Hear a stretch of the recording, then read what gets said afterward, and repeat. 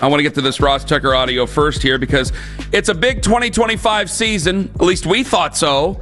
Here's Ross Tucker on Afternoon Drive yesterday on how many wins it would take to save Kevin Stefanski and Andrew Berry's job. I don't think there's any number. I really don't. I mean, I don't think they'd be operating the way they're operating if they were looking at it that way. And they shouldn't. If you're Jimmy Haslam, okay, are you going to sign off on like the Travis Hunter trade and trading down and so many of the moves they made? You're going to sign off on that stuff, but then if they win 3 games instead of 5, you're going to fire them? Or 4 games instead of 6?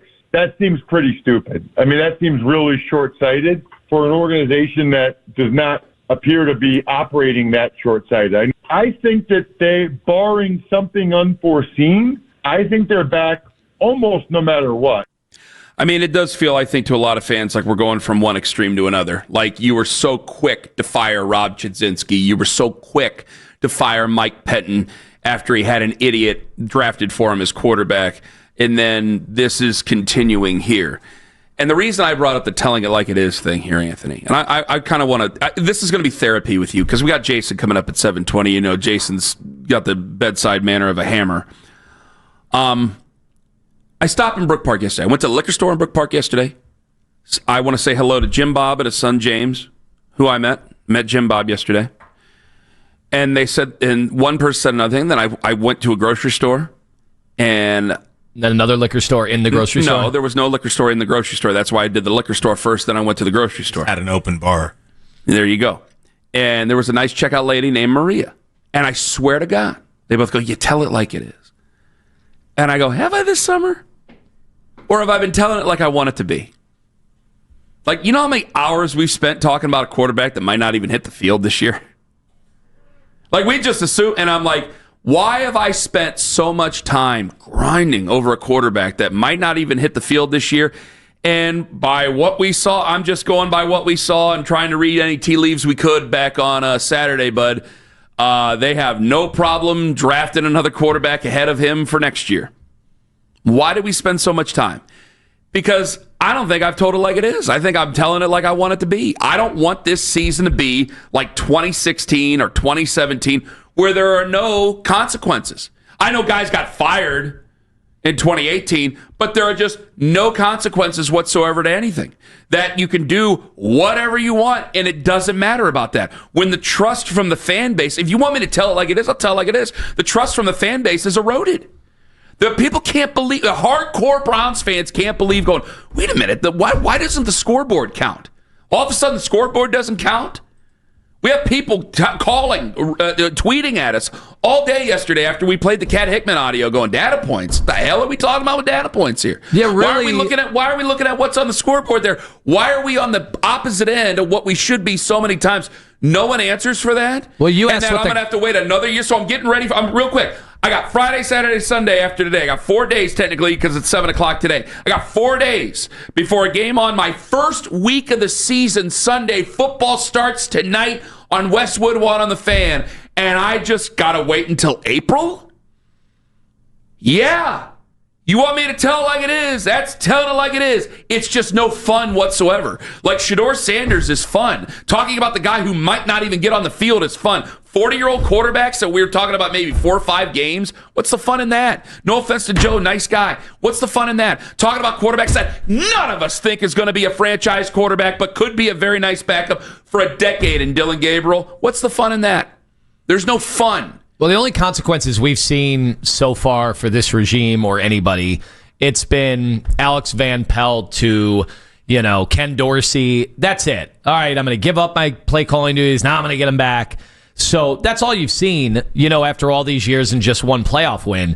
Obviously, it's been a bit of a roller coaster. There's been good. There's been more bad than good. And then last year, you kind of bottomed out. But then everybody kept their jobs. Normally, when there's a bottoming out, nobody keeps their jobs. Exactly. Normally, it's a house cleaning. But for the first time in many years, this is a head coach that's given you reason to think that, hey, if certain things are aligned the right way, that they can win, and that, he does have an offensive mind. I know that it's been a big point of contention. Nick, in the afternoons, Nick Wilson brings up, well, he's only had, one top 10 offense or whatever. How is that an offensive guru? But you look at the quarterbacks he's had, and I don't think Stefanski is as good as Kyle Shanahan, who has been able to get to the Super Bowl with average quarterbacks or below average quarterbacks. I don't think he's that, but I do think if the stars align correctly, he has proven that he can conduct an offense not only respectably, but also above some of his peers. I have seen some of that. It just feels, again, to tell the truth, it just feels more and more like the season's a formality. And I'm being sent more and more. And again, we're that's 4 up games, to them 4 to days prove away. Otherwise. And that's why I think Sunday against Cincinnati is so important, man. If you go out there and you get boat raced about like you did against Dallas last year, then I think a lot of people are just going to be checked out by the end of the month. If you go out there and you win on Sunday against Cincinnati, and you can, you got a good I think you're going to have a good defense again. And I think your offensive line, now that they're healthy and you got veterans there that are Pro Bowlers, I think you can try to run the football. I know that we can talk about Quinshon Judkins and the missing link there all we want, but I think you can try to run the football, and as long as you don't turn the ball over, I think you'll be there in the fourth quarter and you'll have your chance to win the football game. And if you win the football game, then I'm going to come in here and I'm going to celebrate on Monday. But I'm always going. But until I get to a point in the season, and I don't know where that is, I'm always going to be wondering when the shoe's going to drop. Because even if they win on Sunday, I'll tell you, by Wednesday next week, in the back of my head, I'll go, there's a lot of teams that aren't very good that win week 1 because it's sloppy football. What are we going to do in week 2? What are we going to do? Oh, wait, we've been what are we going to do against Baltimore, a team that's supposed to win 15 games? We have always split the first 2 games, dating all the way back to 2017. And it's pretty crazy. As bad as we've been, we don't lose both games. So that's always been able to keep the fans invested. Yeah. And I'm looking right now, Kenny, the thousands of tickets available for the opener. That's never happened. Since '99. That has not happened for this team. Because I'd like to think that a lot of people agree with me on this. And I hate to do it because, again, how many hours have we spent living in a fantasy land? Like, we've had a lot of people going, guys, why are you talking about the 5th-round pick who's the 3rd-team quarterback? Well, it really was the 4th-team quarterback at the time. Because... Well, that's obvious, though. That's Joe Flacco's your starter. Because what does the rest of the league think of Joe Flacco? He didn't have another starting job. Because we didn't want to accept the reality of the situation. We did not want to accept the reality. The reality of the situation is simply they'll go as far as Joe Flacco has wheels, and then when the wheels come off, then we'll start to figure out whatever else, but we don't have a whole lot of faith in either of them. There's hope, but I don't think there's faith in Shedeur Sanders. So if there's only hope but no faith in Shedeur, then we're putting any faith we have into the guy who is Garrett Nussmeier or Drew Aller or Lenoris Sellers. Like, I'm watching Lenoris Sellers like a hawk. I'm watching Garrett Nussmeier like a hawk. And we're going to be talking about those guys all year. And so even if they win on Sunday, then I'm going to be wondering against Baltimore. If they lose at Baltimore, which they very well could, and they will be an underdog against Baltimore, all right, what are you doing to bounce back against Green Bay? What are you going to do? I won't be comfortable one way or the other until I either know, and I don't know when that's going to be, that they're good this year, or when I know that they're not good this year. And it seems to be that we'll know that, if we're being realistic, a lot sooner than we would if they were good. And so if I'm being told I tell it like it is, I got to tell it like it is. That if they don't win on Sunday, or they don't at least play well and keep it close, you go out there and you do what you did against Dallas, or God forbid, I know it was Freddie in a different regime, you do what you did against Tennessee, or even, when Kevin's first game against Baltimore, for crying out loud. You do what you did against Baltimore, it's going to start to feel a lot like 2016. It's going to start to feel a lot like that, where, you know what? We exist. This is an existing team. And I'll feel like I've wasted time, and I feel like a lot of fans have, and maybe we've wasted Miles' time and Denzel's and yada, yada, yada. Well, they're not doing it for free, so they get money. They get paychecks, and they get paid a lot of money to do it. I hate that Joe Bitonio's last season would be on a losing football team, but you know what? It's the way she goes. Because, man, I just feel like I've lived this fantasy all summer where, man, maybe there's something I can cling to this year and not have to. I don't want to waste a season. I don't want to cheat myself. I don't want to cheat the listeners going, hey, we got a big game coming up on Sunday. Finally, you wait for football for 8 months, and finally we have football. Now you're going to have to wait another almost calendar year to get to April. Well, were we not buying, or are people not buying when Vegas, basically everybody has told you this is one of the worst 3 teams in football? I think in the back of our head we did. I didn't want to. There's the truth, and then there's the truth you're willing to accept. And I wasn't willing to accept it. Like I heard Nick in the afternoon. There's a part of me that doesn't want to. I heard Nick in the afternoon say he couldn't in any of the possible outcomes, the one he couldn't see was a blowout loss. And I'm like, nice, just saw it last year. Yeah, they can absolutely get blown out. It's Joe Burrow and Jamar Chase. Of course they can blow us out. And we have audio of that we're going to play later on, by the way. I've been there before, Nick. Don't worry, buddy. Yeah, and we were supposed to. We came into last year thinking we were going to be way better than we think we are this year, and that team. Do you understand? Got absolutely blown out. I kind of used you as a therapist. Do you understand what I'm saying? Like I think I've been. There's people who've been living in a reality, and I think I've been living in hope. We've been talking Shedeur instead of being honest because we don't think the team's good. That's why you talk about a 5th round quarterback. Yesterday, Ken, you brought up you wanted to just win enough for everyone to keep their jobs, right? Was that a living in hope thing? Or was that a not telling it like it is thing? What was that? I can't say it's even a living in hope because somebody asked me that on social media, and I thought I was very clear on myself during the show yesterday, but it's a long show, so maybe they missed it. The reason I'm that way is because only 2 times in 25 years have they fired somebody and actually got better. And one of them is with Kevin. That's not a good track record. That's not a good track record whatsoever, considering the other guys that you're coaching against have been in there most of those 25 years. That's terrible. And so, yeah, I'm afraid that, God, you're damned if you do, damned if you don't. I think Kevin's a good offensive guy. I actually do think Kevin's good with quarterbacks. I know there's going to be a lot of people disagree with that one, but I do think that Kevin can be good with quarterbacks. So I'm going to start maybe with a worse person, with my franchise guy who's getting ready to play his week 2 college football game on Saturday. That's a scary proposition in its own right. I'm not trying to be scared. I'm just trying to be honest. And I think this entire summer, I have sat here and talked about this team on what I want them to be as opposed to what they really are. And I still don't know their identity, and I won't find out until Sunday. But what I think a lot of people think they really are is a franchise waiting for April of 2026. Talking about the futures of Kevin Stefanski and Andrew Berry, whether or not they're a package deal. Because I can make an argument for one side or the other. I can make an argument for both. I don't know if after this season, if I could sit there and just make arguments to keep jobs. But the season has to roll out. And I do have some people getting like, guys, come on, we got a game on Sunday. Let's be positive. I got Jason advocating. Well, what, do you really want to win 8-9 games? And by the way, football coach is texting me right now saying losing should never be an objective in the game of football. Ever.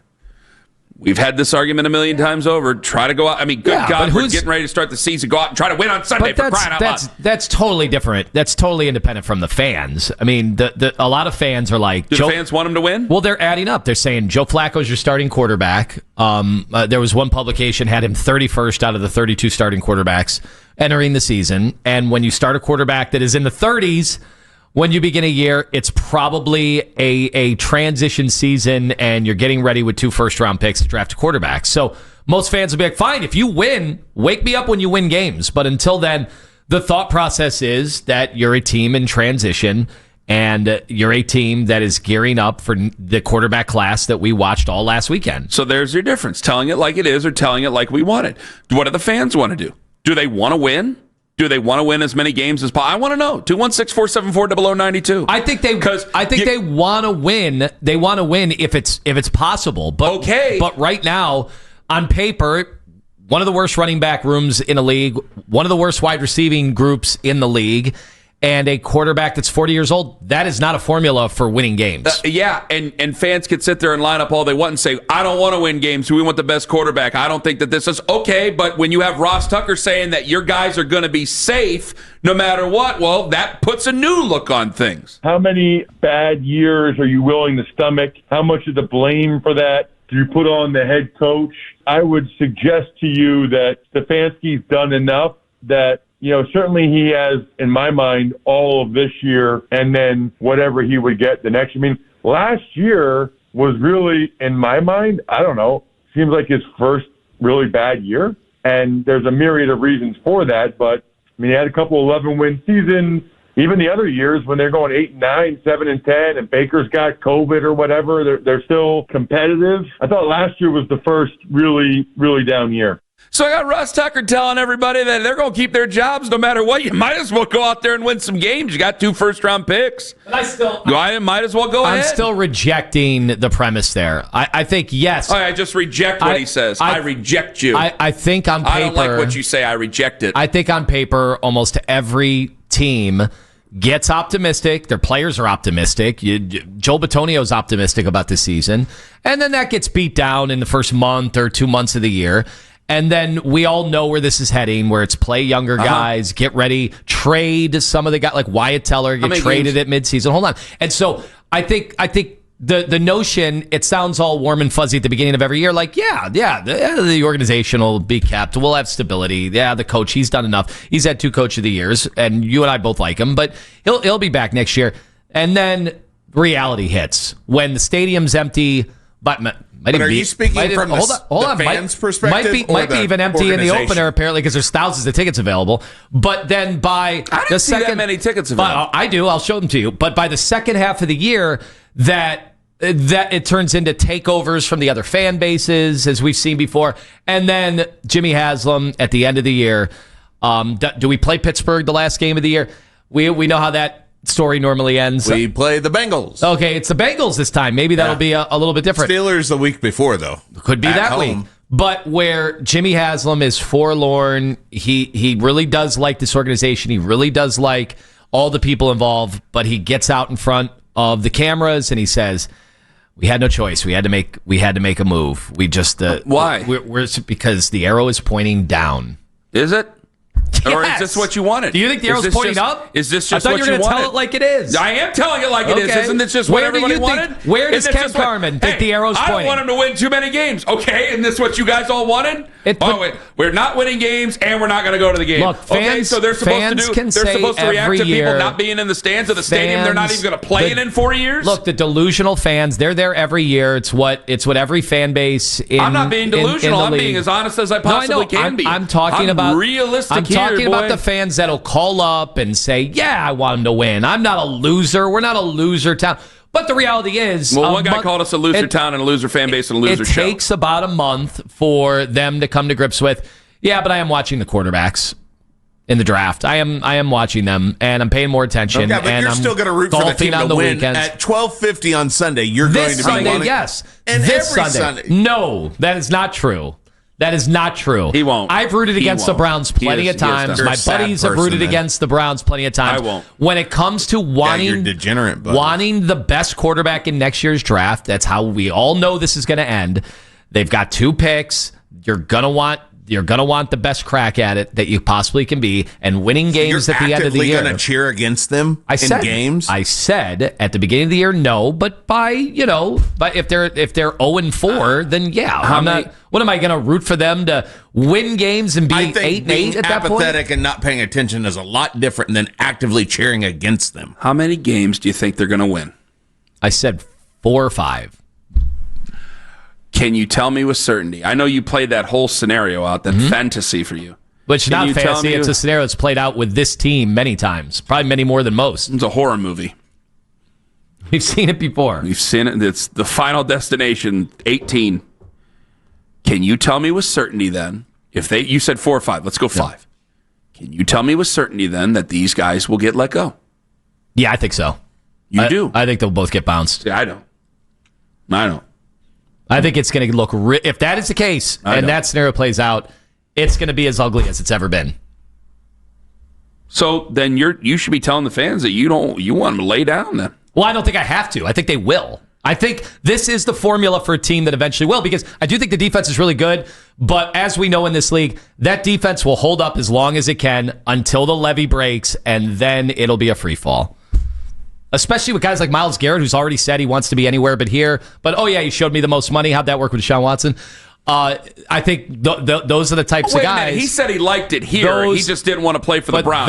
Deshaun Watson just doesn't want to be here, too. But I think there's a difference. I think today, Myles Garrett wants to be here. We also saw where he wanted to be at the end of last year when he decided to humiliate the organization in front of everybody that follows the NFL. I don't think he was talking about the fan base, though. We don't think that's going to happen again? I think there's a difference.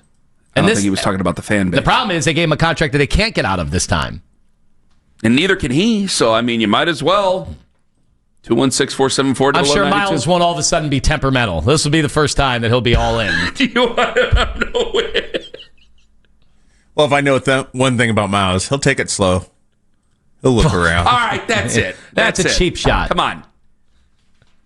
Wasn't Everson Griffin the other day? I did all see right? that. I did see that. Good God. Hey, 1:30, you got to touch it. Get Jeff Shadell down there to ask those questions. Oh, my gosh. Mary Kay coming up at 8:20. Oh, fine. Do you want him to win? Because, man, you guys, this whole losing thing, don't you? You guys sit there and tell me you get sick and tired of it, and then we want them to lose. It's amazing.